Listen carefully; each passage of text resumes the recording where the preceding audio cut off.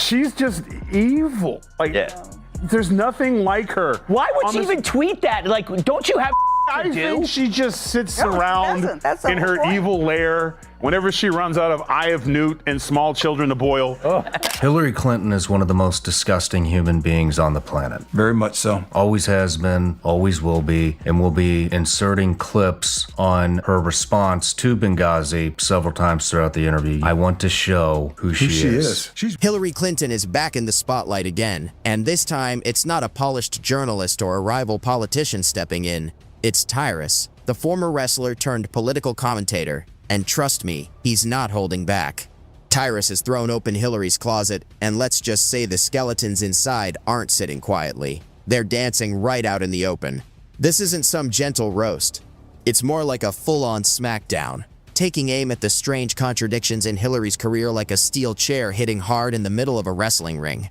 So buckle up, because what's coming next feels less like political commentary and more like a royal-level takedown. Every time she talks, you kind of get why Bill did what he did. You know what I'm saying? Like, you know, like, it's kind of like, again, I don't condone, cheating, but that's your morning. Yeah. You gotta kiss that before you go to bed at night, and then you gotta sleep with one eye open. Yeah. Because your buddy Epstein didn't off himself, and she has all this extra footage cut up in the closet. Like, Before we dive in, go ahead and hit that like button and subscribe. You're not going to want to miss this breakdown. Hillary Clinton has always walked into the American political scene like she owns the room, backed by a resume so long it could pass for a CVS receipt. And yet, even after decades of influence, huge amounts of money, and deep insider connections, she still hasn't fully convinced the public she's the one they want in charge. It's almost impressive in a bittersweet way, like that one kid in gym class who swears they're the star player but still stumbles during the layup line. We hear things that we find so fundamentally hard to believe. I mean, I'm in that category. People say things like, oh, that could never happen. But having been a close observer now for quite a number of years of our current president, you have to suspend your disbelief.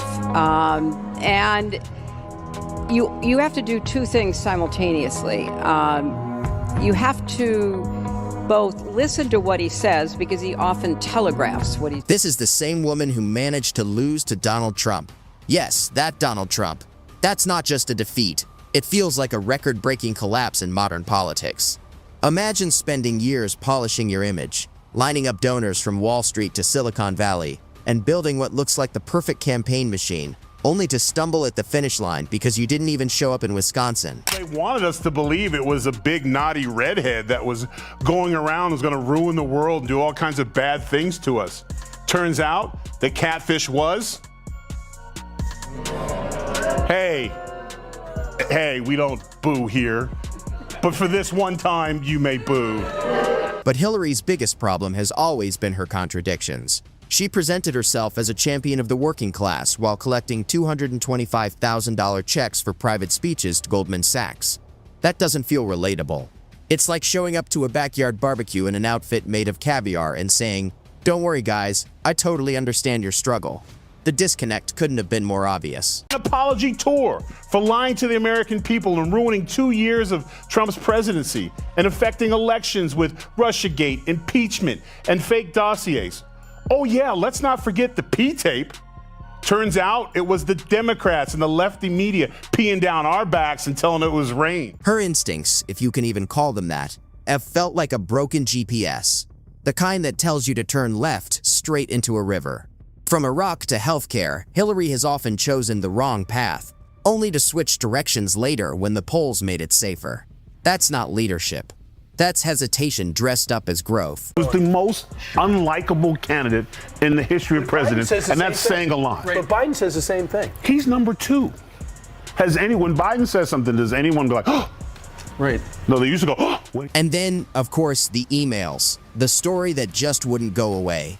Hillary's private server felt about as secure as a teenager's Tumblr account. And yet, we were expected to see it as no big deal. This wasn't just misplacing a diary. This was the Secretary of State handling sensitive information on a setup that seemed easy to break into. Add Benghazi to the mix and you get controversies that became lasting symbols of poor judgment. Her 2016 run was supposed to be a coronation, but instead it turned into a lesson in what not to do in politics. Dealing with the Hillary Clinton emails from a couple years ago saying how she should be in jail and all this other stuff. And it's just point to point to point to point exactly what just happened, proving once and for all it had absolutely nothing to do with Hillary Clinton's emails. It had everything to do with attacking Hillary Clinton, and these people are just so desperate for it that that's what they went for. And of course the hypocrisy is just out on stage for everybody to see. And when it all fell apart, the excuses started pouring in.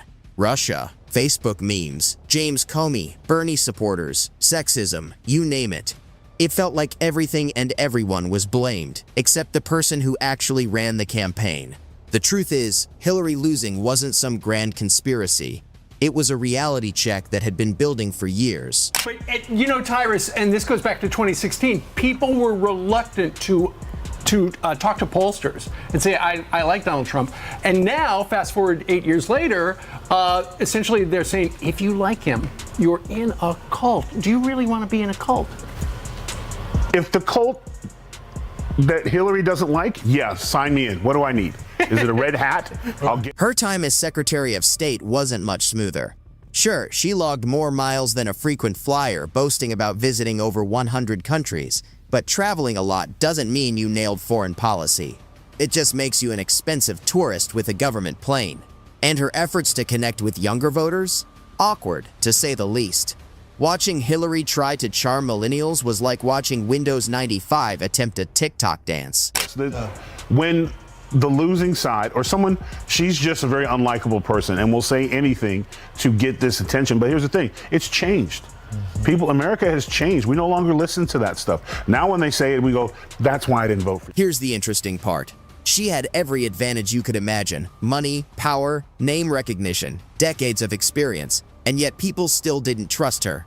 She ended up feeling less like a leader and more like a political algorithm, reciting focus group approved lines. Add the Clinton family baggage to the mix and her inevitability started to feel more like entitlement. Americans just don't like being told who they're supposed to follow. Her logic makes no sense, but why would she say it? You know, I mean, we can't just keep saying TDS. It's something else. It is, I think they're ego-damaged people. Yeah. Right? Doesn't make any sense. Look, she was going to be the first woman president. Yes. And who is she? But if Hillary Clinton is anything, it's resilient. She's weathered more scandals than most politicians could ever survive. Whitwater, Travelgate, Lewinsky, Benghazi, emails. Any one of those could have ended someone else's career. Yet Hillary kept moving forward, chin held high, as if sheer persistence would eventually make history hand her the crown.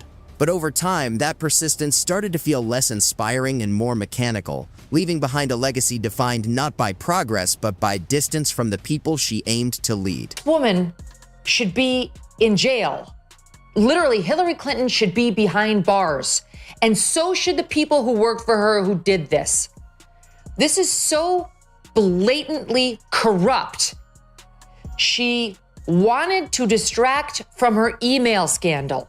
She cooked up a plan to accuse Trump of being a Russian agent in order to distract from her own legitimate scandal. She made up a scandal about Trump being a Russian. In the end, Hillary Clinton wanted to be seen as a trailblazer, a fighter, and the ultimate glass ceiling breaker.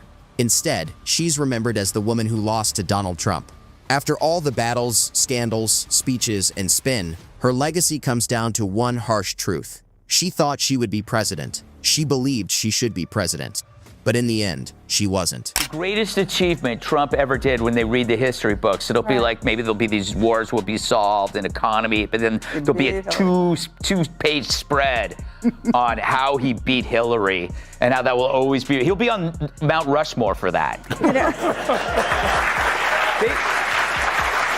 They should do like called a Mount Trump, where they have the heads of the people he beat. So they've already got Hillary, and they got Kamala, and then maybe he can run again. You know, we still don't know, right? One of his best lines ever was when he was first elected, and the people around him said, "We got to go for Hillary now. Lock her up, lock her up." And he said, "Nah, just let it go. She lost. She's going to have to live with that for the rest." The Clinton Foundation, Uranium One, and the basket of deplorables comment are just a few examples of the self-inflicted wounds that continue to accumulate. Every time she tried to shape the story, she ended up feeding the image of being out of touch and elite. The irony? She probably would have been a capable president, detail-oriented, policy-savvy, disciplined. But voters don't pick homework raters. They pick leaders. And Hillary never quite figured out how to close that gap. Just this sort of haggard old woman. I ran against her in 2006 for the Senate.